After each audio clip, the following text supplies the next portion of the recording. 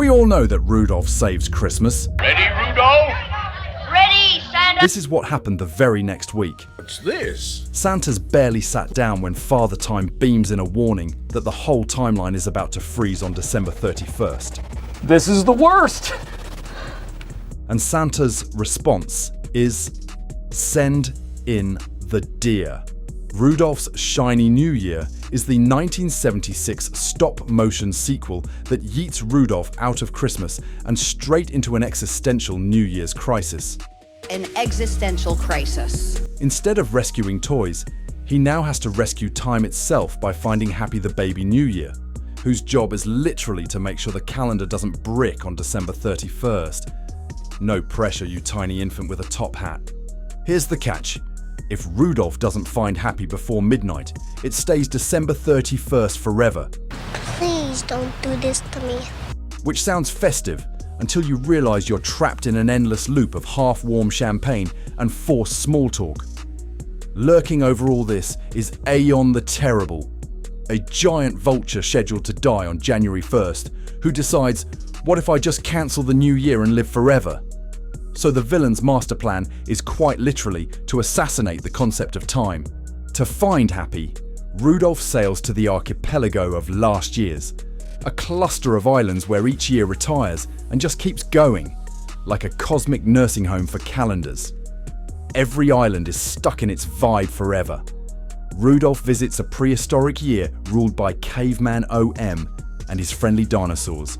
And yes, this show blatantly puts cavemen and dinos together like a chaos-powered museum diorama.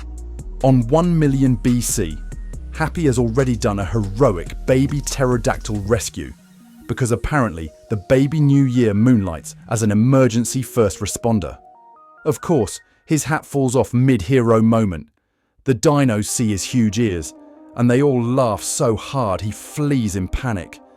Nothing says, kids' holiday special, like a terrified toddler running from hysterical dinosaurs. Next, Rudolph hits the medieval year 1023, where the show casually declares this is when all fairy tales and nursery rhymes actually happened simultaneously. He meets the 1023, a knight with a beard so long it spills out of his helmet, plus random cameos from Cinderella, the Three Little Pigs, Little Red Riding Hood, and Humpty Dumpty, who are just vibing through a musical number like a medieval crossover episode nobody asked for. Then there's 1776 Island, ruled by Sev, a jolly Ben Franklin lookalike who spends eternity flying kites and throwing a daily Independence Day parade. This means that, canonically, Rudolph's New Year mission involves getting tactical advice from a knockoff founding father on a fireworks loop while a giant death vulture circles overhead. Aeon the Terrible is a massive vulture with glowing eyes whose whole deal is, I will turn into ice and snow when my eon ends, unless I can kidnap one specific baby and freeze time forever.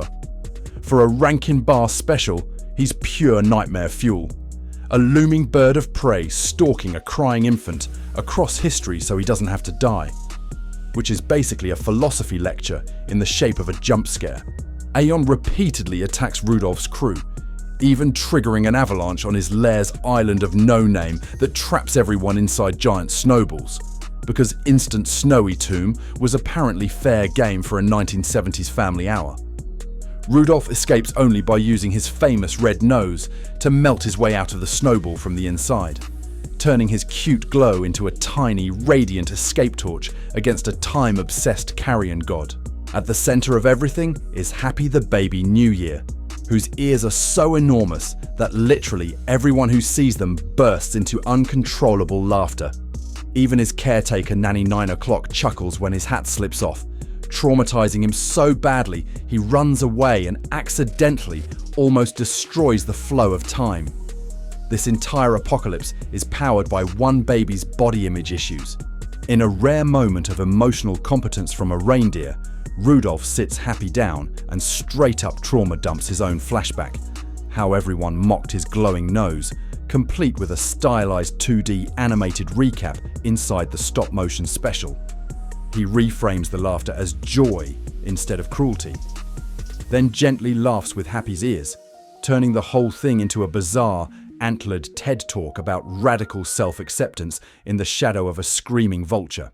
When Aeon finally corners them, Happy decides to stop hiding, rips off his hat, and reveals his ears, and Aeon absolutely loses it. He laughs for the first time in his life so violently that he falls down the mountain. Rudolph calmly observes that Aeon is now so full of warmth and happiness that he literally cannot freeze to death anymore, meaning the villain is cured of mortality by one good laugh at a baby's face. Weaponized self-esteem as an antidote to cosmic horror. By the time the new year is saved and christened 19 Wonderful, the show has casually folded in crossovers from other Rankin Bar specials, reusing puppets from The Year Without a Santa Claus, and Santa Claus is coming to town like it's the world's earliest janky cinematic universe. Background characters from Southtown and Sombertown just materialize at Father Time's castle party, implying that random mortals have somehow teleported into a metaphysical New Year hub to cheer on a glowing reindeer and a reformed vulture. Finally, everyone turns to the camera to wish the audience a Happy New Year, and Rudolph tells us he hopes our year will be shiny too, casually breaking the fourth wall after spending 50 minutes dodging temporal oblivion.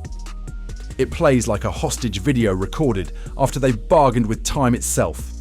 The reindeer, the sentient clocks, the time whale, the fairy tale refugees, and one very tired baby all staring out of the void and politely asking us to enjoy 19 Wonderful. So if you ever feel like your New Year's plans are weird, remember, Rudolph once sprinted straight from saving Christmas into a week-long timescape road trip to counsel a big-eared infant while outrunning a death-averse vulture. There's better picking. Yeah.